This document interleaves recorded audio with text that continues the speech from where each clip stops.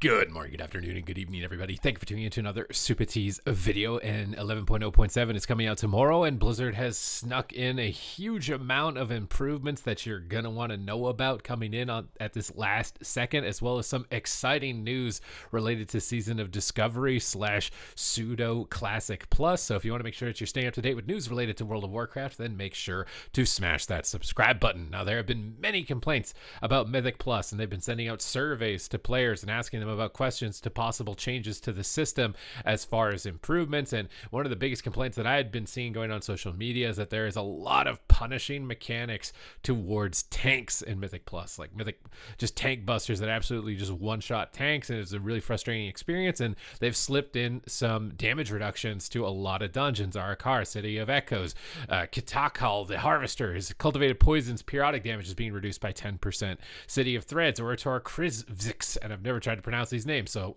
maybe I shouldn't bother, but Subjugate shadow damage reduced by 20%. Royal Venom Shell, Venomous Spray, periodic damage reduced by 25%. Grim Batol, Twilight Flame Render, Shadow Flame / initial damage reduced by 25%. Molten Giant, Lava Fist damage reduced by 21%. Lava Fist cooldown also increased to cast less frequently, targeting some of the more punishing dungeons and some of the more painful ones that I've seen so far. For Miss of Tyrna Scythe, Protector of Mist damage buff reduced to 2%, down from 3% per stack. Siege of Borealis, Curse / damage vulnerability reduced to 10% from 15. And for the Stone Vault, Shadow Claw cast time increased to 2.5 from 1, and Shadow Claw cooldown has also been increased. The Curse Heart Invader, Void Infection periodic damage has been reduced by 25%, and Master Mechanist's Igneous Hammer damage reduced by 20%. So the changes are intended to address high damage, frequently cast magical tank attacks, as well as to non-magic dispel spells that require significant throughput increases if they cannot be removed. So Mythic Plus is likely to be a lot more forgiving, and based on the graphs that I had seen for it, looked like it was pretty punishing, and the participation of Mythic Plus had dropped a lot lower than previous seasons of Mythic Plus, especially like mid-seasons of Dragonflight. So I do think this is a nice improvement in that direction. The next point of contention to talk about in patch 11.0.7 is the new ring that is coming, that up until literally this update had been considered, kind of garbage. We're not going to equip it. They're increasing its item level to 658.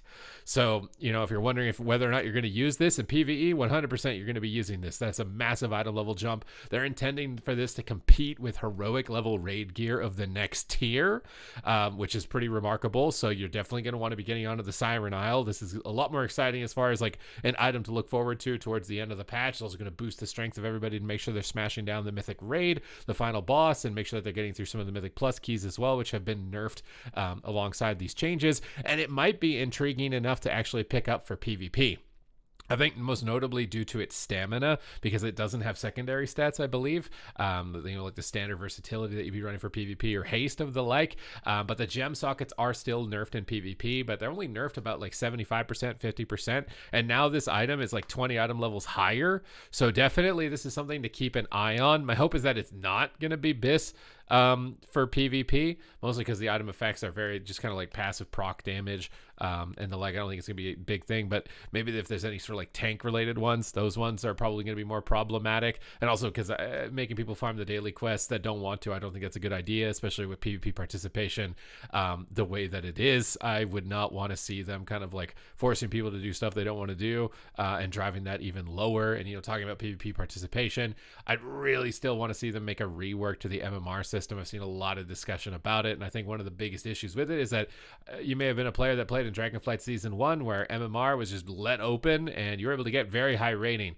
and then since then they've kept MMR very low and you haven't been able to hit those personal ratings that you were able to get from that season since then, basically, right? Like I was up at 3,600 rating. I've not been able to get even close to that with the current numbers that they have selected, but I also understand how the system works, and I'm not playing for those reasons. But for the majority of players who are playing to try and push their limits and their personal bests, the current MMR system is just not going to cut it. They need to completely revamp it so that the expectations that we have for it are basically not there. We're expecting to get to our previous best from the last season, and that's why this seasonal inflation doesn't work beyond the vacuum of one season, because once you move into the next one, that inflation is reset. It's like, what happened? I'm playing 500 rating lower than I was literally yesterday. I don't understand. So this system definitely needs to be looked at. I've seen some content from Venruki looking at Riot developers and their thoughts on inflation, utilizing it as a tool for lower ranks but not higher ranks. I don't know how that would work with the current number system. They probably have to completely restructure it, but I think a restructure is absolutely necessary if we're going to get new players and maintain them, and maybe they can apply some of the MMR inflation logic that Riot has applied to lower ranks in that new system. So beginning players can see a little bit of progress and continue to be incentivized to continue to play, and then take away some of that inflation towards the top end where people are really playing for their own bragging rights. They don't really need another kind of boost along, in order to get them to keep playing, which I really like that approach to inflation in general. But we don't see any updates to that. We did see on the the announcements list towards the future that there might be something related to it, but I don't know if it is. I really hope that it is, because I think that is the main pain point right now for PvP is MMR. We might even see that problem with BG Blitz, because right now BG Blitz you can get really high rating, over 3,000. Are they going to stifle that for the next season, the following seasons, and then players can't get to their rating thresholds? That will absolutely devastate the bracket, and it's already, I don't think, doing spectacularly in terms of participation. So I really want to see those rating systems revamped and reworked as far as moving into the future. We have some last second class tuning adjustments as well.